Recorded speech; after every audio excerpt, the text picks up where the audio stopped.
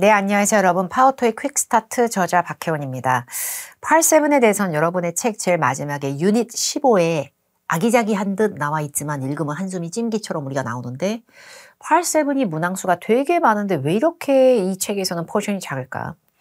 기본적으로 8-7은 문항수가 제일 많지만 아이러니하게도 웬만한 기초서와 입문서에서는 파트 5에 굉장히 많은 공을 들여요.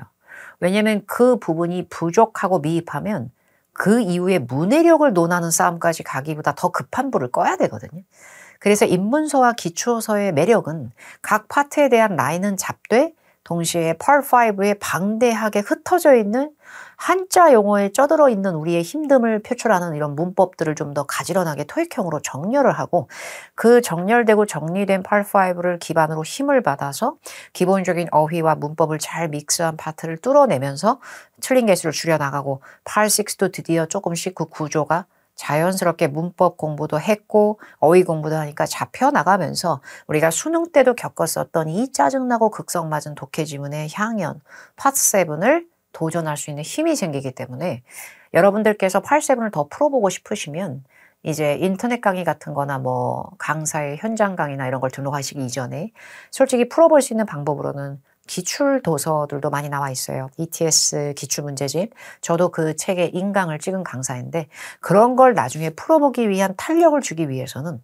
먼저 파트 5에 대한 재련을 갖고 파트별로 이렇게 나오는지 이론을 잡고 가시는 게 맞는 단계이기 때문에 이 책의 8-7 내용은 그렇게 많지는 않지만 입문서나 기초서에 치고는 8-7에 제가 어떻게 푸는지 튜토리얼을 최대한 담았거든요. 그래서 그걸 잘 접목해서 학습하시고 부족한 내용이 느껴지시는 경우에는 기출도서도 도전을 이후에 해보시기 바랍니다.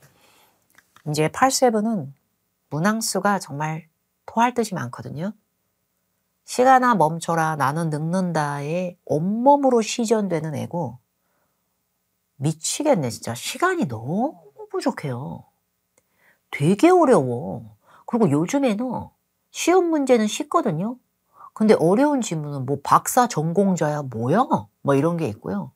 옛날에는 주제가 재활용, 농업, 친환경 이런 단골들이 좀 느껴졌다면 요즘은 대박 뭐냐 얘? 약간 이런 지문도 나올 수 있기 때문에 모든 거의 상식을 완벽히 잡고 완벽한 이해요? 어렵죠. 평상시에 저 원래 소설책 읽고 저널 이런 거 많이 읽어요. 영어 신문 이런 거. 그 애는 아무도 못 말려요. 걔의 엄청난 실력은 우리가 쫓아갈 수 없고 걔를 말릴 수가 없어요. 걔는 지금 재밌거든 이 모든 게. 근데 우리는 그렇지 않아요. 우리가 걔보다 열등하다는 게 아니라 우리는 흥미를 다른 거에 느꼈고 억지로 교과 과정에서 영어를 발에 묶여서 억지로 해나갔지만 재밌어서 한 건 아니다 보니 몰입을 길게 하진 않았어요.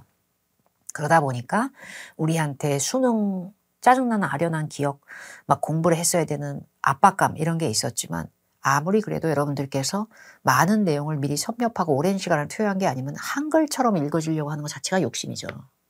그리고 지문 하나당 몇 문제요를 절대 고민하시면 안 돼요. 쉬운 지문은 되게 빨리 풀려요. 그냥 읽어서. 근데 어려운 지문은 종이 뚫어버릴 것 같아. 시간이 오염이 돼가지고 4분 타이머 똑딱 똑딱 모여 나 5문제 중에 3개 풀었는데 이렇게 돼요. 그래서 전체 지문을 다 시간 안에 토익 시험에 푸는 것이 우리의 목표인 거지 한 지문당 몇 문제요에 집착하지 마세요. 그리고 8, 5, 6를 빠르게 풀 수 있는 역량을 먼저 갖추세요. 그래야 8-7 맨정신에 풀어도 같은 사람이 풀어도 차원이 달라요. 시간에 막 쫄려서 시간이 부족한데 동공지진 와서 읽는 애랑 그래도 좀 하늘씩 읽고 있어 나. 차원이 달라요. 단일 지문은 147에서 175번인데 2문제짜리도 있고 3문제짜리도 있고 4문제짜리도 있어요. 근데 쉽게 읽히는 지문들은 순서대로 술렁술렁 읽습니다. 근데 읽자마자 내 눈 이런 느낌에는 또 저리가 흉물스러워. 잠깐 접어놓고 그 다음 장의 지문을 또 먼저 풀고 이런 식으로 단일 지문 먼저 풀어요. 다중 지문 먼저 풀어요. 너무 이렇게 뭐 아니면 도로만 생각하지 마시고 무조건 나라는 인간은 가서 몇십 문제는 찍을 거야 라고만 생각하실 필요는 없어요. 물론 여러분들이 기초 점수를 일단 수월하게 따고자 하면 절대 전체 문제를 다 풀어야만 좋은 점수 나오진 않을 거예요. 600에서 700점 정도의 점수는 파트 7 조금 뒤에 못 풀어서 시간 조절에 실패했더라도 앞에서 많은 문제를 사냥해서 맞춰 나갔으면 또 생각보다 좋은 점수, 소기의 성과를 낼 수도 있는 거니까 크게 압박감을 느끼지 마시고 본인이 그래도 첫 문단을 잡고 대충 봤을 때 읽어지는 순서대로 지문을 뒤죽박죽 내가 147에서 148번을 잘 풀렸는데 149에서 150번이 너무 어려워서 내 눈 이러면 잠깐 덮어놓고 너 조용히 해. 151에서 153번 먼저 풀래. 이렇게 유기적으로 하셔도 돼요. 그리고 저는 직독직해 구조 분석 형광펜 4개씩 수명을 다해가면서 그거를 막 알록달록하게 긋는 공부를 좋아하지 않는 성향의 강사거든요. 그렇게 하기보다 저는 굵직한 흐름으로 내용을 이해하는 게 더 중요하다고 보고요. 문제가 어렵게 출제될수록 이게 핵심이에요. 답을 이해하려고 하지 말고요. 더 구린 거 치우세요. 센스의 영역이에요. 보기가 4개가 있잖아요. 이게 주관식 시험이 아니에요. 보기 4개가 나오면 4개 중에 3개가 아닌데? 아닌데? 나머지 하나는 뭐야 얘는? 그럼 걔가 답이 될 수 있다고 생각을 하셔야만 찍어도 답이 되는 거예요. 그러니까 오답으로 치우기 애매한 것을 남기는 게 곧 답이 될 수도 있다라는 걸 버티셔야 되고요. 추론 문제, most likely, suggest about. 질문에 suggest가 about이 붙으면 제안하다 보다는 암시되다, 시사되다로 suggest의 본연의 다른 의미가 끄집어내져요. 이런 문제가 좀 더 물음표가 여기 머리에 딱 생겨요. 뭐야 얘는? 약간 이런. Part 7에서 시간을 단축하려 하기보다는 아까도 말씀드렸다시피 5, 6에서 안정적인 속도를 만드시고요. 요게 그 자체야. 파트 7. 심해. 시술이 얼굴 시술이 됐어. 나나 얘나 똑같은 뜻이니까 너 이러고 있는 거예요. 되게 많이 바뀌어요. 그래서 이 본인만의 노트를 준비하시고 여러분이 해설지를 보시면 제가 paraphrasing이라고 정리한 내용들의 코멘트들이 있으니까 이런 식으로 요 단어 바뀌었다고 근데 그 말이라고 이런 걸 좀 정리하시는 연습. 외우실 필요 없고요. 정리하면서 뇌가 점점 양분을 꼬박 먹으면서 시험장 가잖아요. 스펠링으로 흥분하는 게 아니라 이 얘기가 이 얘기지. 약간 이렇게 돼요. 다중지문이 이제 나와. 지문이 밧줄로 묶어라 얍 이래가지고 또아리를 쳐. 뱀의 형상으로 또아리를 친다고 또아리를. 그래서 176에서 200번이 있는데 176에서 180번, 181에서 185번 이게 이중지문이야. 지문이 2개가 있어요. 그러면 이 지문에서 2문제에서 3문제 먹고 이 지문에서 2문제에서 뭐 이렇게 먹는 게 있을 거 아니에요.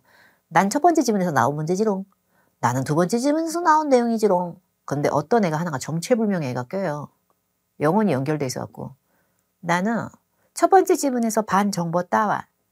두 번째 지문에 정보 반하고 빨리 믹스해. 나를 믹스해요. 뭐 이러고 있어요. 이게 연계형이에요. 근데 연계형이 이중 지문에서는 주로 1개가 나오는데 많이 나오면 출제자가 오늘 좀 힘들 거야. 그래가지고 자기 기분이 나쁘셨는지 문제를 2개 뺐습니다. 이거 무조건 하나라고는 제가 또 얘기를 못 하겠네요. 근데 하나 정도가 교집합 뜨는 문제, 치졸한 문제가 껴요. 근데 3중 지문이라고 해서 얘는 또 지문 하나, 지문 또 하나. 종이 부족, 오른쪽에 위에 삐져나간 지문 셋. 예, 이러고 있거든요. 근데 3중 지문은 여기서 여기, 여기서 여기, 여기서 이렇게 나와요. 다중 지문은 무조건 5문제가 한 세트예요. 근데 여기 3중 지문은 나는 지문 2개끼리 묶어야 되지롱. 이게 2문제가 거의 단골로 거의 디폴트 값으로 나오기 때문에 연계형 문제가 있다는 것이 단일 지문과 가장 큰 차이점이고 큰 틀로 공부하는 건 파트 7의 공부 방식은 비슷해요. 근데 연계형 문제에 쉽게 어프로치하기 위해서 접근하기 위해서는요. 연계형 확률이 0%인 문제들을 파악할 줄 알아야 돼요. 이거 읽어보세요. 여기 14번이라고 써져 있는 거. 어떻게 읽어져요? 광고 그래서 첫 번째 문제 읽어보세요. 광고 글 안에서 13에서 17번 refer to the following 광고 and email. 광고 글에서 연계형 안 돼요. 나는 지문 1에서 약간 뜯어와서 지문 2랑 약간 믹스해봐라. 안 된다고요. 이해요?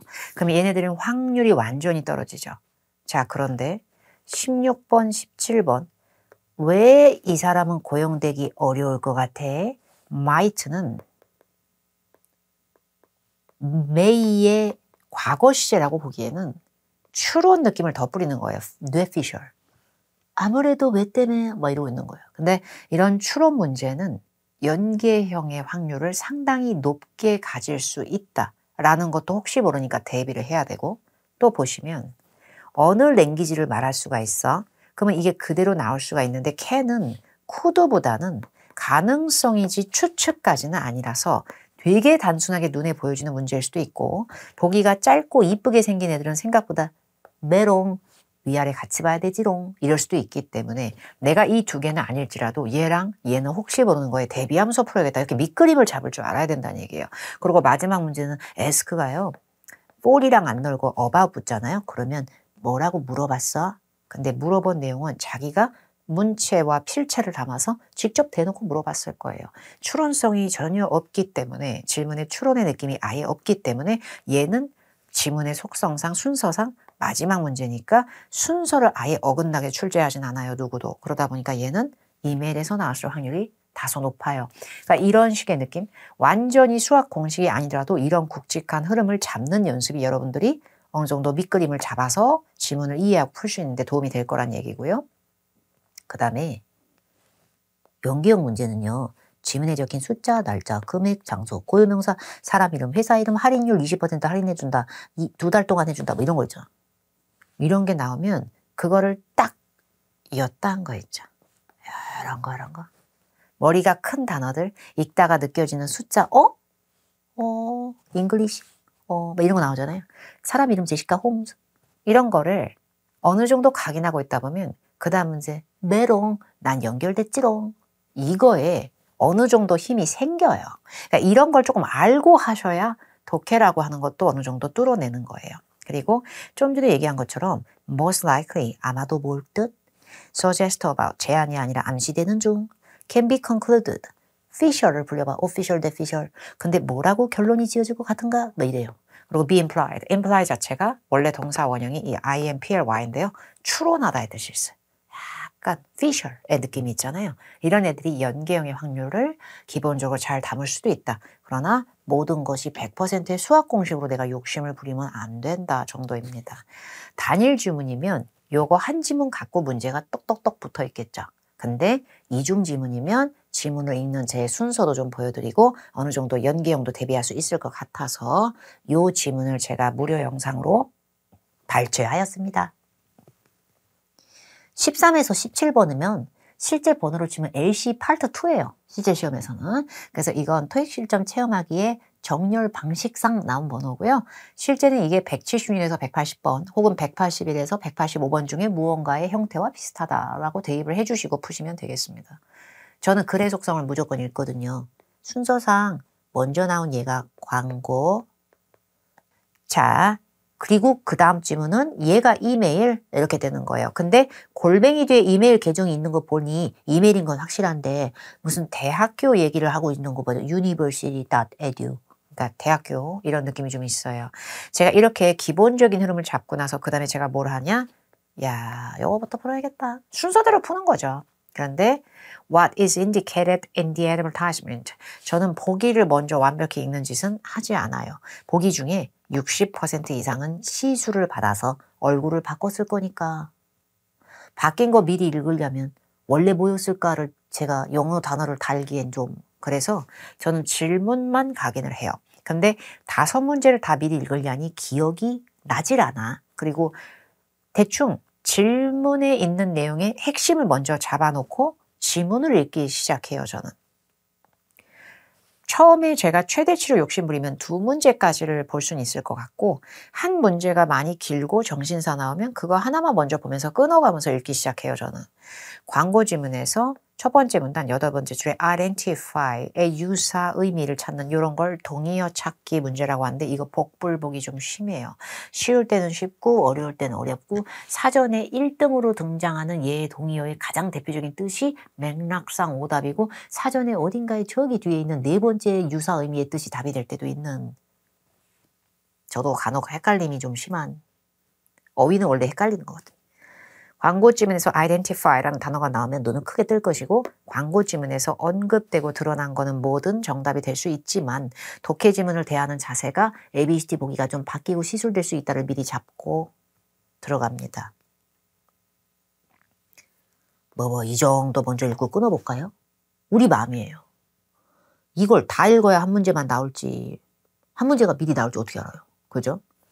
광고인데요. 사람의 직업명 뒤에 needed를 넣으면 구인 광고예요. 파트타임 강사들 필요함 정도를 읽으시면 돼요. 펜실베니아 대학교 랭귀지 센터 언어 배우는 데인가 봐. seeking은 찾다예요. 찾고 있는 중이에요. individuals 개개인들의 사람들을 강사니까 뭐 할 수 있는 사람? teach 할 수 있는 사람.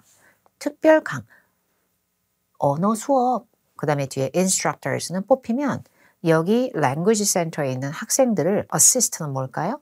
help 도와주는 거예요. 문법 구조로 보지 말고요. class assignment는 인문학 과제예요. 강사니까 학생들 과제하는 것도 도와주고 target language에서 target language라면 여러분들이 지금 target language는 이 영상을 보고 있으면 English죠. 토익 시험 보시는 거잖아요. 그러니까 target language가 얘가 일본어야, 중국어야, 영어야. target은 목표를 얘기하는 거예요. 목표 언어의 proficiency라고 하는 건 능숙도, 숙달도예요. 그 proficiency의 전반적인 부분을 향상하는 것도 도와주고 근데요. 여기까지 모르는 단어가 있다고 해서 아예 내용을 전무하게 이해 못한 것도 아니라면 넘어갈 줄도 알아야 돼요. 순간적으로 어떤 단어가 안 보인다고 해서 냅다 사전을 검색하게 되면 제 경험상 시험장 가서 사전 없으면 정서불안이 극악으로 커져요. 매번 내가 속 시원하게 해결했었는데 어떡하지 답답해서 이렇게 되니까 proficiency를 몰랐어도 대략 이런 느낌이겠지? 이렇게 느낌을 유추하는 연습도 꼭 하세요. 그러고 나서 나중에 해설지 보고 그 단어의 뜻이 이거였구나. 근데 내가 이걸 몰랐는데 다행히도 정답에 큰 영향을 줬네 안 줬네를 확인하는 것도 좋아요. 그리고 뒤에 보니까 applicants는 지원자, 이 강사 구직 신청 희망자들이죠. 이 사람들은 must be undergraduate students at Pennsylvania University. undergraduate는 대학원인가? 검색한다고 이러실 필요 없어요. 어쨌든 펜실베니아 대학교 학생 출신이어야 되는구나 라는 걸 느낌을 잡아. 그리고 뒤에 fluent in both English and one of the following languages. both A and B. A랑 B 둘 다 잘해야 돼. 영어는 기본이야. 그리고 다음에 땡땡이 뒤에 있는 것들 중에 하나라도 잘하는 게 뭐가 있어 봐. Korean, Chinese, Japanese, and Russian. 뭐든. 결국에 제가 만약에 저는요. English 잘하고요. Chinese 할 수 있어요. 그럼 저 지원 자격 있는 거죠. 저 English 할 수 있고요. Japanese 할 수 있어요. 그럼 나 가능성이 무슨 얘기인지 이해가셨죠?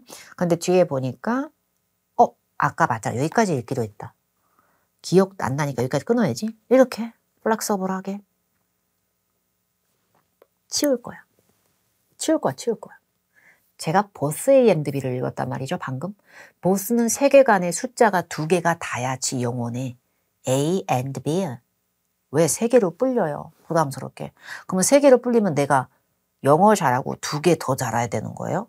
아니잖아요. 그리고 저요. 실패자죠. 보기 A가 오답인 건 알겠는데요.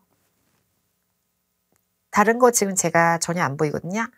보기 하나만 오답인 걸 드러냈을 뿐 나머지 3개는 누가 오답이고 누가 정답인지 모르겠다. 그럼 제가 모든 걸 잘못 읽었냐? 그게 아니라요. 덜 읽은 거예요. 얘가 지금 악에 맞춰서 이 문제는 늦게 나오고 있는 거예요. 다른 정보가요. 당황하지 않고 또 읽어요. applicants는 반드시 grade point, average of 3.4 or higher. 숨 막혀. 3.4? 뭘까? 몸무게일까? 그럴 리가. 뭘까? 학점인가 봐. grade가 등급과 학점의 느낌이 있을 수가 있어요. 여기서 point는 점수고 average는 평균 3.4 학점 이상. 어느 정도 공부를 잘하라는 거야. 그리고 뒤에 live on or near campus. 대학교 캠퍼스에 딱 거기에 살고 있든지 아니면 그 근방에서 왔다리 갔다리 하든지 근처에서 and be available to start immediately. 그리고 바로 시작할 수 있어요. 내일 바로 시작해요. 뭐 잠깐만요. 저 내년 2월서부터 할 수 있고요. 됐어요. 가요. 이렇게 된다는 얘기예요.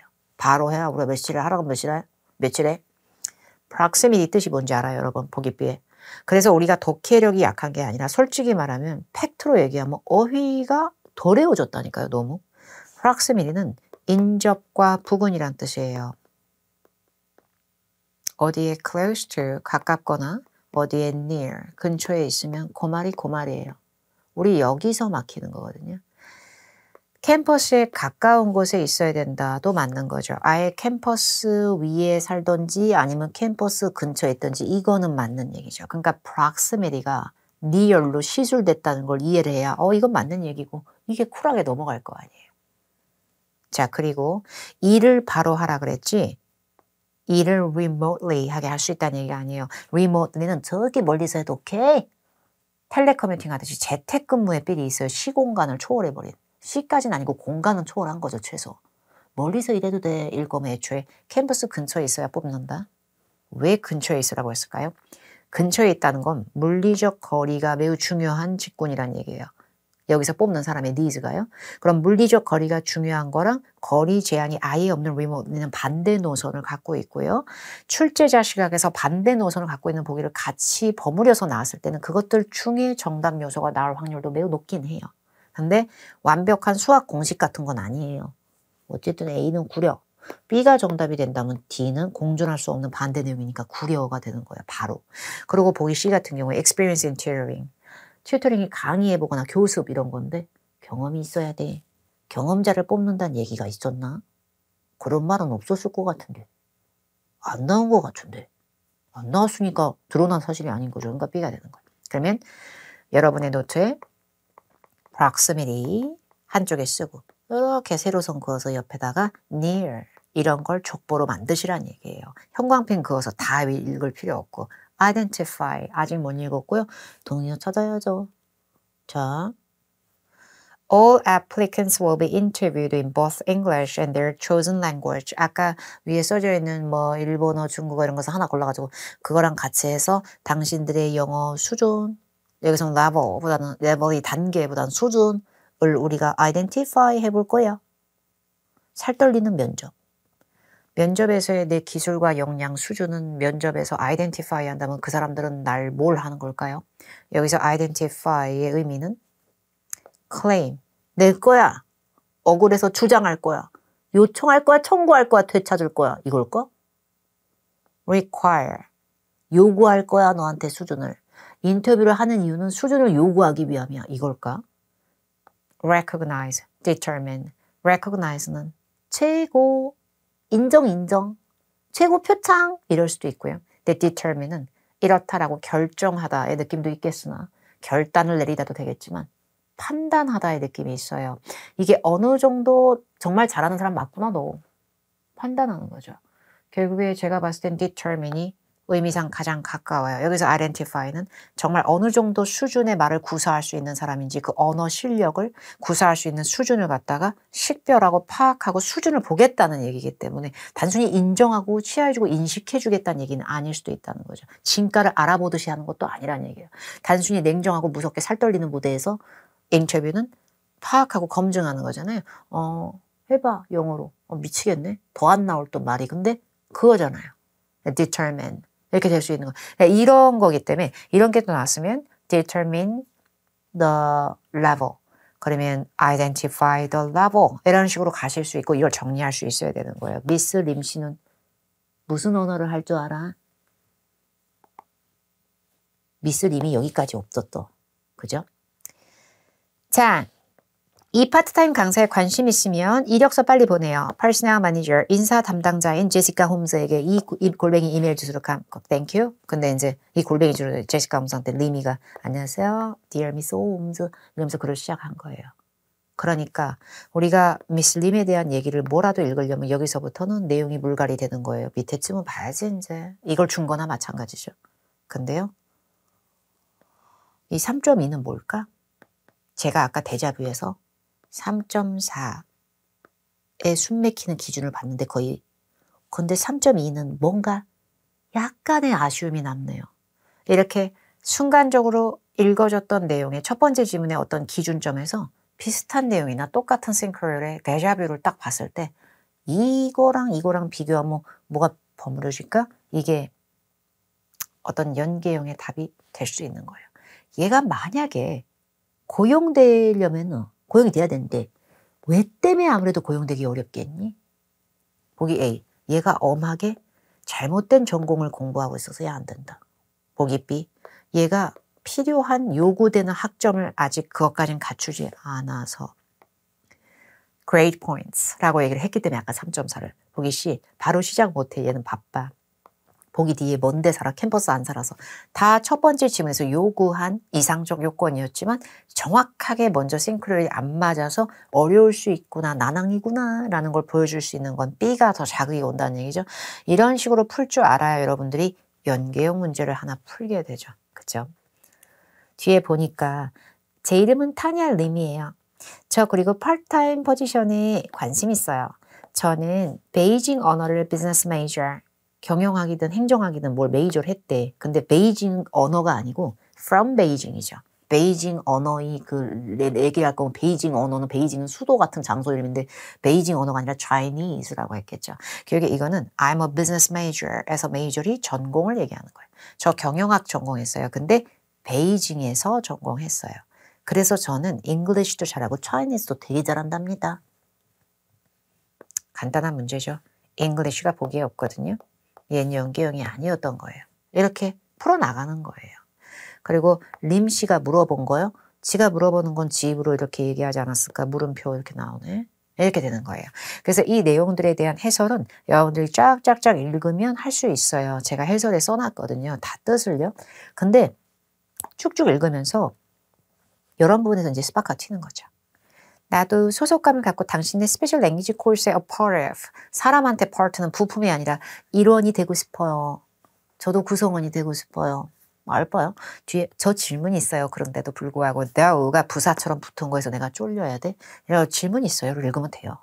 그 구직 광고에서 did not mention anything about pay. 맞아. 젤로 궁금해. pay에 대해서 얘기를 안 해주셨네요. pay는 여기서 뭐예요? 동사가 아니라 급여. 시급과 급여.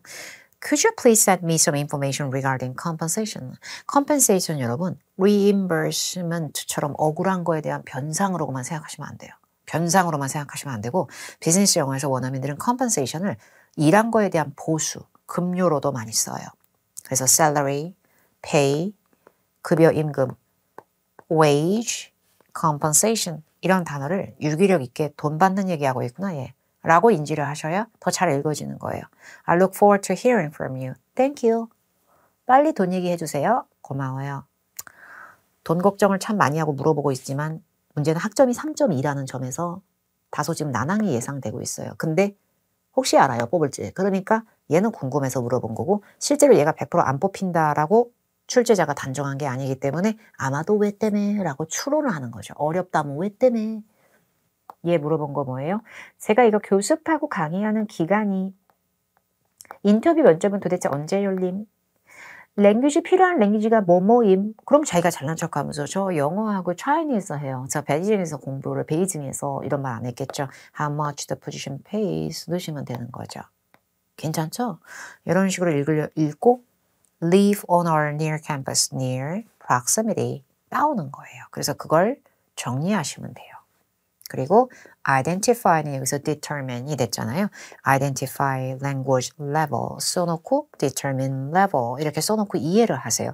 identify가 무조건 determine의 동의어로만 나온다고 아무도 보장할 수 없어서 유기적으로 정리를 하시되 동의어 찾기 문제에서 나온 걸 내 수첩에 옮길 거야 라고 할 때는 이런 애들이 애초에 다의어로 구성된 경우가 많아서 주변 단어를 같이 써놓으시면 도움이 돼요. 이거는 뭐 바뀐 것도 없어요. 그죠? 근데 스피커 할 때 말을 유창하게 하면 be fluent 라는 말을 해요. 언어를 유창하게 하면. 자, 이게 연기형이었어요. 3.4, 3.2 이래가지고요. 그죠? 마지막 문제 물어본 거는 compensation하고 pay를 정리하셔도 나쁘지 않아요. 이렇게요. 이런 식으로 단어를 정리를 좀 하시고요. 해설지에 있는 내용을 제가 써놓은 해설의 내용 그대로 해석 안 됐다고 해서 내가 모든 것이 말렸구나라고 생각해서 다시 끼워 맞추고 형광펜으로 긋고 이러지 않으셔도 돼요. 굵직하게 싱크로 있는지 확인해 가시면서 이중 지문은 이중 대문대로 이렇게 연기형에 조금 민감하게 반응을 하시고 단일 지문은 연기형이 없을 거니까 제가 지금 하는 것처럼 지문 속성 보시고 문단 나눠가면서 교차로 짝짝짝 읽어 나가시면 돼요. 틀린 단어 있으면 자괴감 느낄 거 없고요. 원래 토익은 어려워요. 파트 7은. 단어 정리해가면서 조금씩 늘겠지라고 생각하시는 희망찬 공부를 좀 해주시면 좋을 것 같아요. 제가 이 QR코드로 등장을 했는데 영상들이 많이 도움이 되셨으면 좋겠고요. 이 영상 짧은 것으로 제가 전달하고자 하는 건 절대 다 전달되지 않아요. 토익은 방대하고 이 책에 써져 있는 내용은 제가 욕심을 부렸다고 볼 수도 있지만 제가 봤을 땐 토익의 바다에서 이거 최소한이에요. 그래서 잘 정리해 주시고 뒤쪽에 그 별책 미니 예상 복화 있죠. 이거 킥스타트 복화. 그것도 이제 갖고 다니면서 보고 이게 좀 잘 본인 거로 이제 흡착시키는, 흡수시키는 노력을 꼭 기울이시기 바랍니다.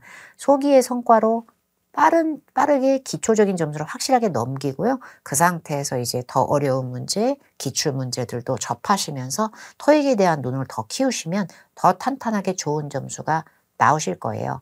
잘 학습하시기 바라겠고 저는 또 다른 기회로 뵙도록 하겠습니다. 감사합니다.